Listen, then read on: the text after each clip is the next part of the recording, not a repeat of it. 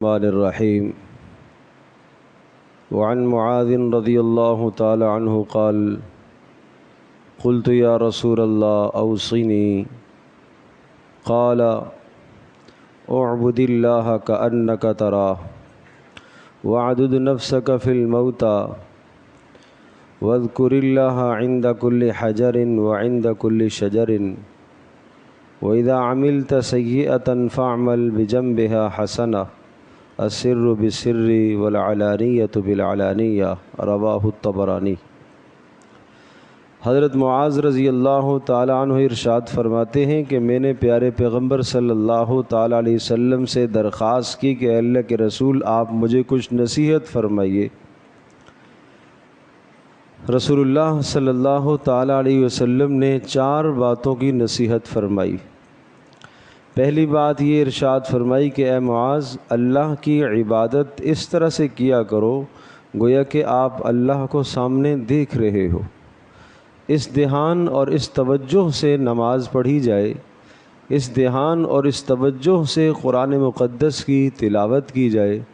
اس دھیان اور اس توجہ سے سارا دن روزہ گزارا جائے گویا کہ اللہ کو میں دیکھ رہا ہوں، اللہ میرے سامنے موجود ہے اور اللہ پاک میری ہر ادا سے آگاہ اور واقف ہے، اور میری ہر اٹھنے والی آنکھ کو اللہ جانتا ہے، زبان سے ہر نکلنے والے جملے کو اللہ جانتا ہے۔ اس تصور کے ساتھ آدمی سارا دن گزارے، اس تصور کے ساتھ انسان کاروبار کرے، اسی تصور کے ساتھ آدمی تجارت کرے، اسی تصور کے ساتھ آدمی لوگوں کے ساتھ معاملات کرے۔ کوئی تو نہیں دیکھ رہا مگر اللہ تو دیکھ رہا ہے، کوئی نہیں دیکھ رہا اللہ تو دیکھ رہا ہے، کوئی نہیں جان رہا میرے دل میں کیا کیا خیالات پک رہے ہیں، لیکن اللہ تو ان خیالات سے آگاہ ہے۔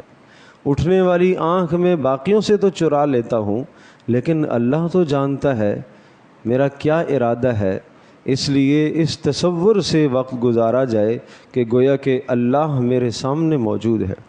دوسری بات ارشاد فرمائی وَاعْدُدْ نَفْسَكَ فِي الْمَوْتَى، اپنے آپ کو مردوں میں شمار کرنا۔ اپنے آپ کو مردوں میں شمار کرنا، اس کا ایک معنی تو یہ ہے کہ ہر وقت اپنے آپ کو موت کے لیے تیار رکھ، سمجھ لے کہ آپ کی موت آ گئی، سمجھ لو کہ آپ کا آخری وقت آ گیا۔ زندگی کا ہر عمل وہ آخری عمل سمجھ کے کرو۔ نماز پڑھو یہ سمجھو کہ آخری نماز ہے، تلاوت ہو یہ سمجھو کہ آخری تلاوت ہے، رمضان المبارک کے روزے رکھتے ہوئے یہ تصور ہو کہ شاید یہ آخری رمضان ہو میری زندگی کا، شاید یہ آخری روزہ ہو، اس کے بعد اگلا روزہ شاید مجھے نہ ملے۔ اس تصور کے ساتھ وقت گزارا جائے۔ اور دوسرا معنی یہ ہے کہ اپنے آپ کو مردوں میں شمار کرو، معنی یہ کہ کسی کی اچھائی سے اور کسی کی برائی بیان کرنے سے آپ اثر نہ لو۔ سارا دن تمہیں کوئی برا بلا کہتا رہے، آپ یہ سمجھو کہ میں اللہ کے ہاں اگر اچھا ہوں تو اس کے برا کہنے سے میرے اوپر کوئی اثر نہیں پڑے گا، اور سارا دن اگر کوئی اچھا کہتا رہے لیکن اگر میں اللہ کے نزدیک برا ہوں تو اس کے اچھا کہنے سے میرے اوپر کوئی فائدہ نہیں ہے۔ اگر میری جنت کا فیصلہ ہو گیا، سارا جہان برا کہتا رہے مجھے کوئی پرواہ نہیں ہے، اور اگر خدا نخواستہ جہنم کا فیصلہ ہو گیا، اللہ ناراض ہو گیا، تو ساری دنیا مجھے اچھا کہتی رہے، لوگوں کے اچھا کہنے سے کوئی فائدہ نہیں ہے۔ اس لیے اپنے آپ کو مردوں میں شمار کیا کرو۔ تیسری بات، بڑی خوب بات، وَاذْكُرِ اللَّهَ عِنْدَ كُلِّ حَجَرٍ وَعِنْدَ كُلِّ شَجَرٍ، ہر درخت اور ہر پتھر کے ساتھ کے پاس اللہ کا نام لیا کرو، اس لیے کہ قیامت کے دن یہ پتھر اور یہ درخت آپ کے حق میں گواہ بنیں گے۔ جب بھی کسی پتھر کے پاس سے گزرنا ہو، اللہ اکبر، سبحان اللہ، الحمدللہ، اللہ کی قدرت دیکھ کر یہ کلمہ ضرور پڑھا کرو، اور درخت کے پاس سے گزرو، درخت ایک ایک پتے میں اللہ کی قدرت جلوہ گر ہے، اور یہ تصور آدمی کرے کہ یہ اللہ کی قدرت کے شاہکار ہیں، اور اللہ کا نام اس موقع پر ہر درخت اور پتھر کے پاس لیا کرو۔ چوتھی بات ارشاد فرمائی اذا عملت سیئۃ فاعمل بجنبها حسنۃ، جب آپ سے کوئی گناہ ہو جائے تو گناہ کے بعد فوری نیکی ضرور کیا کرو، اس لیے کہ وہ گناہ کا جو اثر آیا ہے، ظلمت اور سیاہی جو دل پر آئی ہے، اس نیکی کی وجہ سے اس گناہ کا اثر وہ ختم ہو جائے گا۔ جس طرح سے دنیا میں ہم کسی کڑوی چیز کا اثر ختم کرنے کے لیے میٹھی چیز استعمال کرتے ہیں، پانی پیتے ہیں، بالکل اسی طرح سے گناہ کا اثر ہے انسان کے دل پر، ظلمت اور سیاہی چھاتی ہے، اس ظلمت اور سیاہی کو دور کرنے کے لیے نیکی کر لیا کرو۔